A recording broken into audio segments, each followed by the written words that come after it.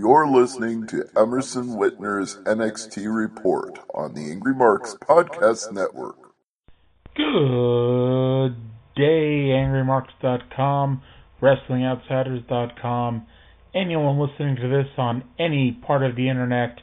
My name is Emerson Whitner, and this is your NXT audio update for Wednesday, April 13th, 2016, the 19-year anniversary of ECW Barely Legal. That I remember. This show was the first episode of NXT from WrestleMania Access, and I must say, it looked good. They curtained off a little arena off to the side of Access, and it looked a lot better than last year's show from Access did, because last year they just, filmed a match or two at Access and just put it up on TV, and it looked bleh. Well, this kind of, sort of, looked like an actual arena. Mr. William Regal opened the show, thanking us for watching and making NXT TakeOver a monumental success. He did run down the card for tonight's show, including the NXT TV debut of Mr. Shinsuke Nakamura. Opening match was Austin Aries versus the returning Angelo Dawkins.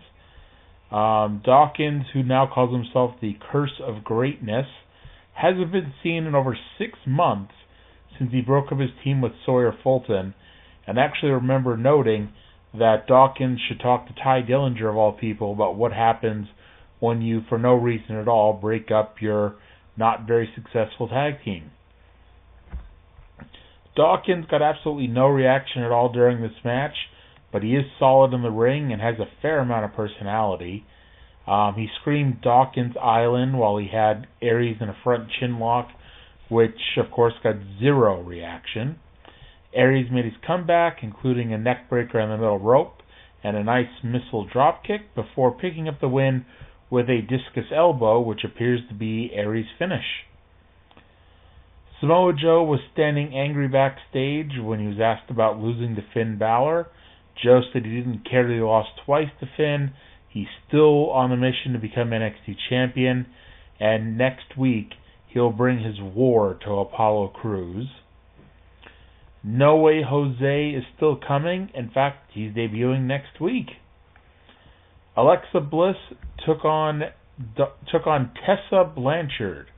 Yes, the blissful pixie of NXT, going one-on-one with the daughter of Hall of Famer Tully Blanchard in her NXT debut.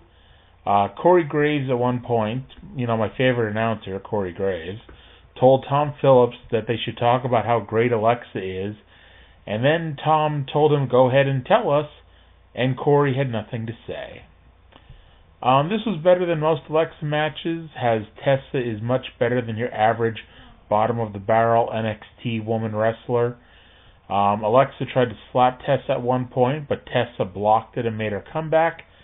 Alexa then went all wild-eyed and crazy, grabbing Tessa by the throat before slamming her down to the mat, and Bliss picked up the win with the double knees to the gut. Dasha Fuentes was backstage interviewing Finn Balor. Balor said that he was a fan of Shinsuke Nakamura and looks forward to watching him compete tonight, but noted that Nakamura probably wants his title. Tommaso Ciampa and Johnny Gargano are back together as a team, here to do battle with SmackDown's newest team and former NXT Tag Team Champions in their own right, the Vaudevillains. In English, and Simon Gotch got the heat on Gargano, while the fans chanted Johnny Wrestling. The commentary of this match focused on how big of a deal this was for the Vaudevillains, now being on the main roster, and also for Gargano and Ciampa. It was a chance to play spoiler, especially since the Vaudevillains, tomorrow night at SmackDown, will be in the number one contenders tag team tournament. English and Gotch are working a lot more aggressively than they have in the past. The gimmick still screams silliness, but their actual wrestling has become quite good. Ciampa got the hot tag and fans were into him, and the babyfaces got a shocking win with Ciampa's rolling armbar on Gotch. Tye Dillinger was making sure his hair was perfect when Alex walked in to interview him. Dillinger said that tonight Nakamura gets the opportunity to face the Perfect 10, and he plans on sending Shinsuke back to Japan with a big loss. Baron Corbin, the winner of the Andre the Giant Memorial Battle Royal at WrestleMania 32, is back to take on Tucker Knight. Tucker Knight continued the string of randomness on this show. And I must say, Knight looked like a pretty big guy when he walked to the ring, and then he stood there looking like a midget in comparison to Corbin, who, mind you, is quite tall, but, it really gave away that Knight wasn't as tall as he looked anyway. Knight got in a little bit of offense, more than he'd expect, and he actually got a reaction from the crowd when he used the Fez Press, but this match was all about Corbin, and Corbin won with the End of Days. Earlier today, American Alpha was standing in the empty Kay Bailey Hutchinson Convention Center, just kind of staring off to the distance, talking about how they won the belts right there. When Enzo Amore and Colin Cassidy came in to congratulate the new champs, Enzo said that they were here longer than anyone in NXT, but the only team they've never faced are Jordan and Gable, so they made a challenge for a non-title match, which will happen next week.